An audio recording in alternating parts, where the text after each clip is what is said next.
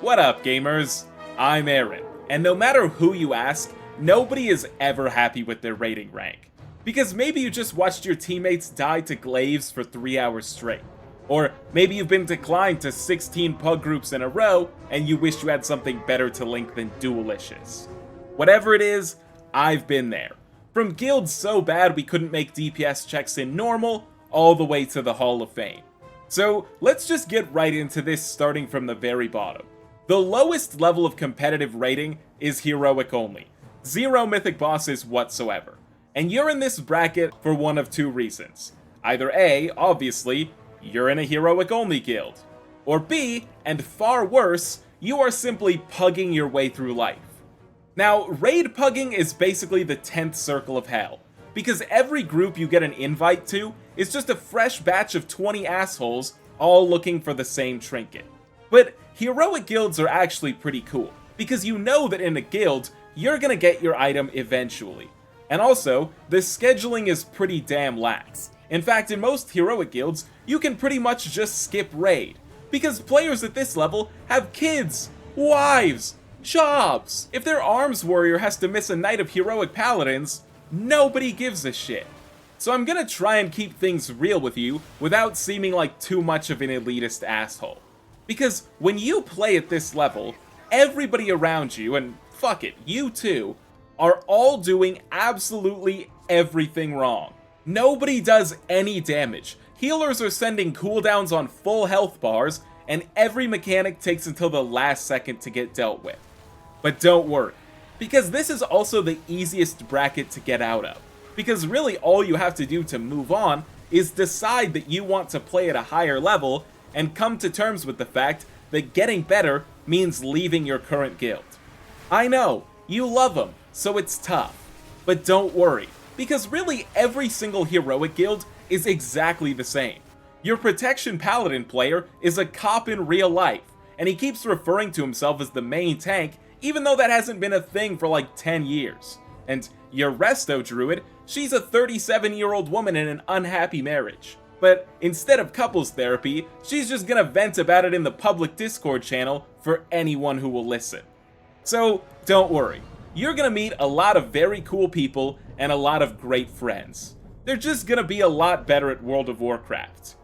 But beyond that, one of the big things that you can focus on is setting up a good foundation for your mythic raiding career. Because realistically, there is never gonna be less pressure on you as a raider than there is right now. So if you have any bad habits or fundamental flaws that might take a while to fix, now is the time to do it. Things like clicking on your spells, keyboard turning, or playing blindfolded. Now is the time to cut that shit out. But on average, most low-level mythic guilds are desperate for players, because fielding a roster of 20 raiders is actually harder than most of the bosses in the raid. So even if your heroic logs are all gray, or you're an active detriment to the team, there are probably a lot of places that would beg you to play with them just so that they can start the raid group. So go ahead and get out of that shitty heroic guild and hop on up to the next level we're going to talk about, which is some mythic progress all the way to just before cutting edge. And in an average tier, this spans thousands of world ranks.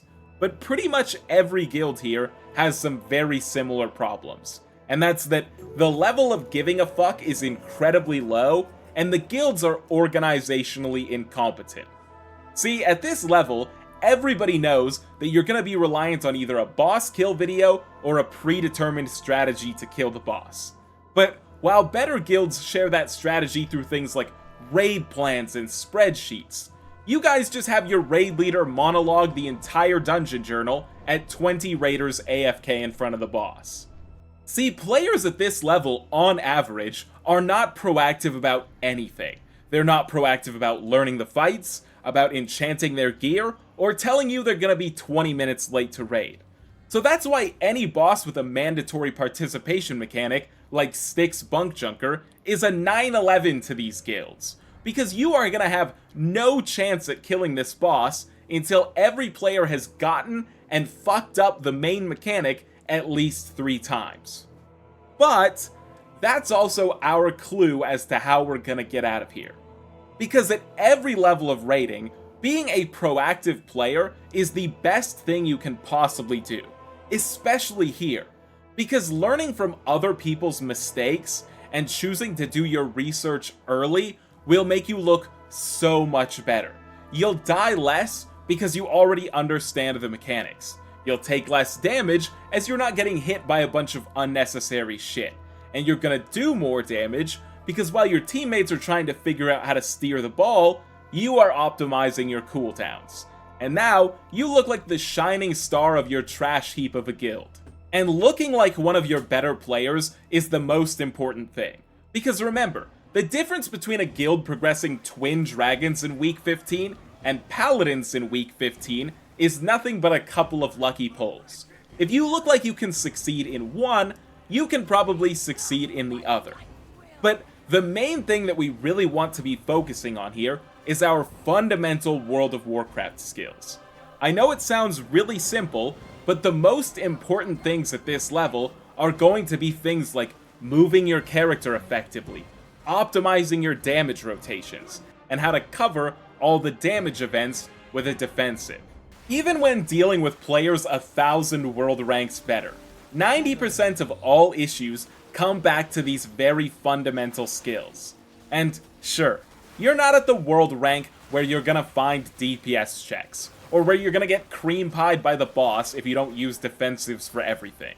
But it is way better to start caring about it now than when it starts holding you back in the next bracket, which is cutting edge raiding. Reaching your first cutting edge is a very important step in your raiding journey, because a CE achievement is basically your proof of baseline competency. It's like the raider's driver's license. You'll get better access to opportunities and groups, because no matter what anybody says about you, this achievement is your proof that you can learn 8 bosses in 6 months or less. But this is also where you're going to make a very chilling discovery about raiding. Because the moment you cross that finish line, you're going to realize that the worst player in your guild, which very well may be you, also crossed that finish line. That's right, Cutting Edge, the achievement you've been chasing this whole time, is earned by thousands of noobs every single tier. And what you thought was the end of a journey is actually just the beginning. It's like you just got promoted up to the varsity team. So now that you're at the mid-tier CE level, you've got a couple of really big advantages. But there's also a lot of really huge landmines that if you don't know to look out for, will really slow down your growth. And the first one that everybody likes to talk about is that parsing is way easier. Your team understands strategy better and does more damage, so bosses die faster and easier. But they don't do great damage yet, so you can still pad on the adds. And because you take a while to get to fights, you go into them with higher item level, which means you need less defensives and can do even more damage.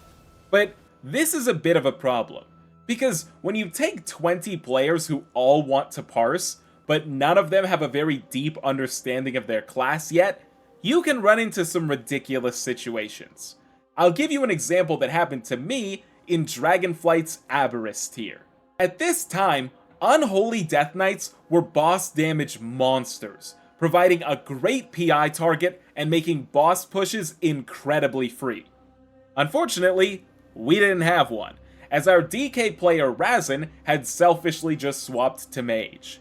And while we were progressing the final boss Sarkareth, we were constantly short on boss damage. But at the same time, we had multiple DPS players who really thought they were helping by playing their top build from Warcraft logs. They were completely unaware that we had 10 raiders spec'd only to delete ads that were already dying too fast.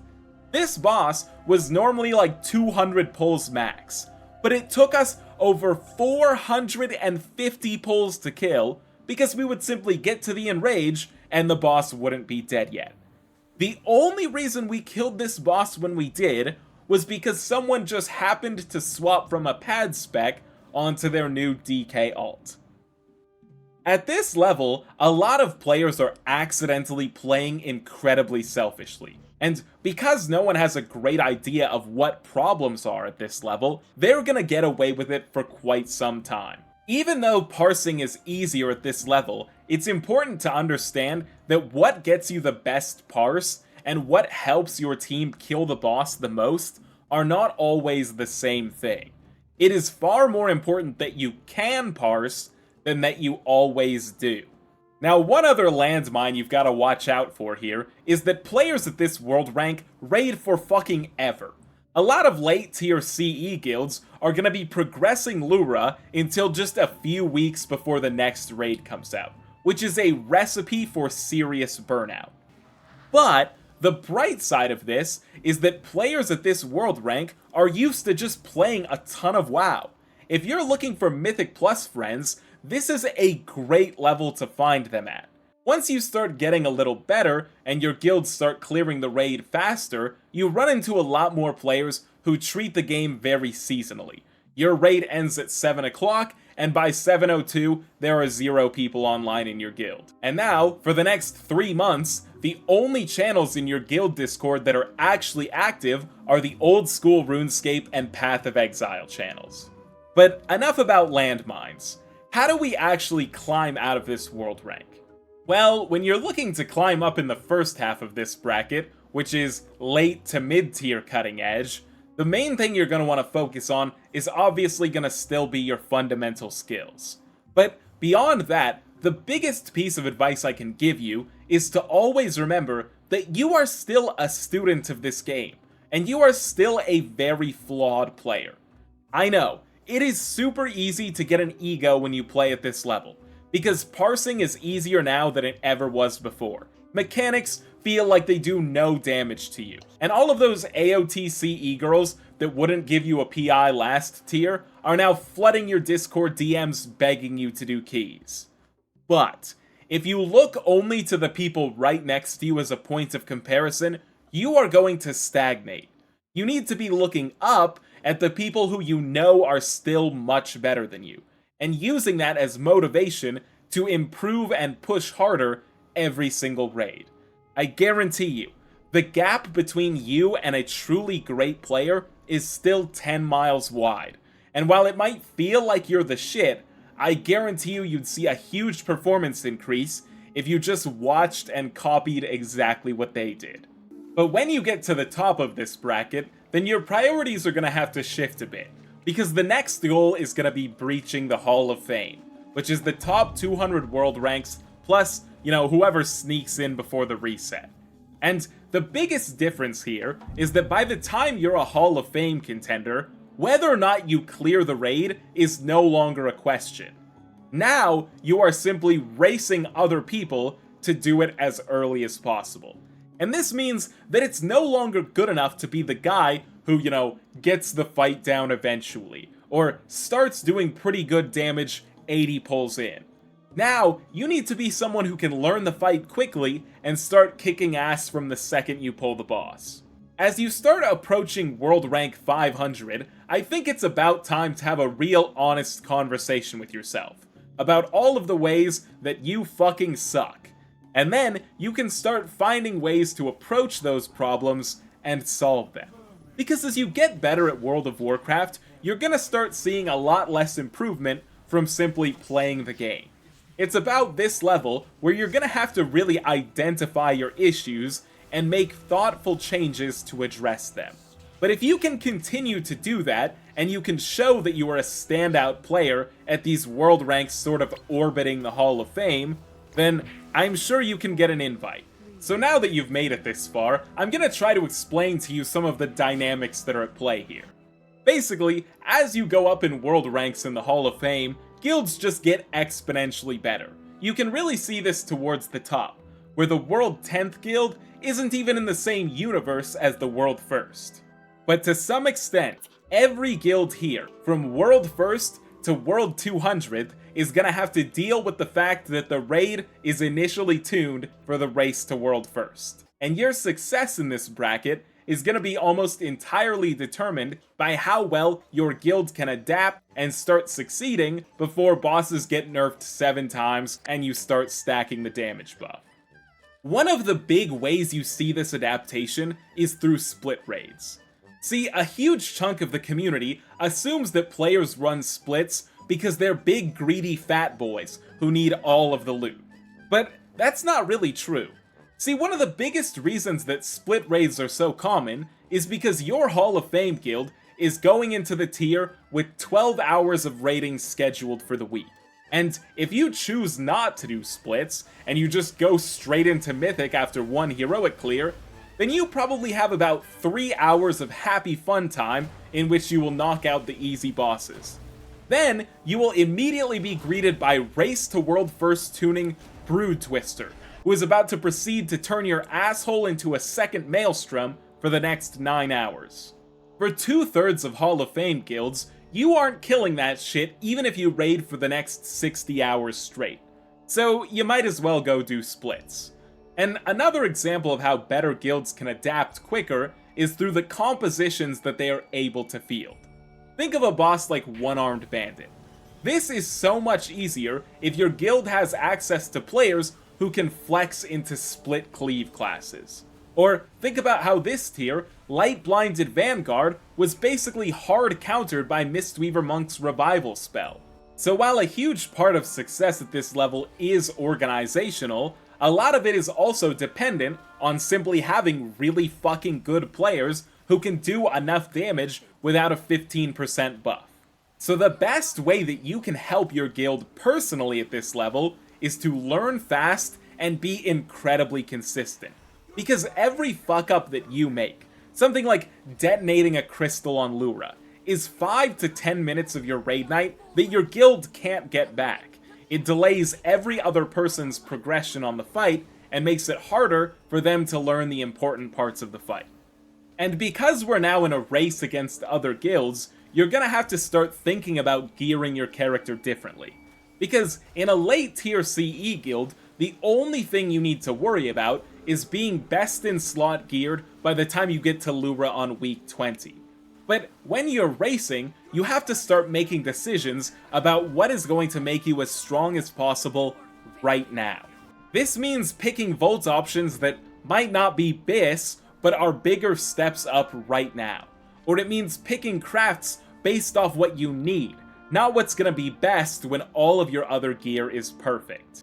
But beyond that, just like at every level before us, we are going to want to continue chasing mastery of our fundamental skills.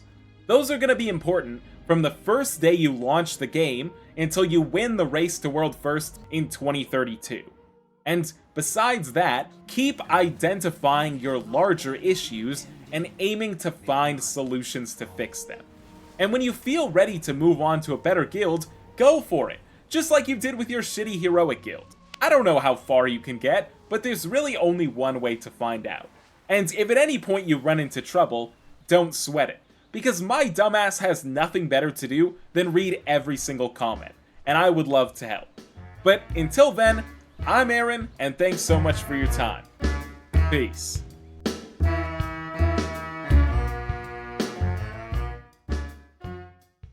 That shitty World of Warcraft video was way better than I expected.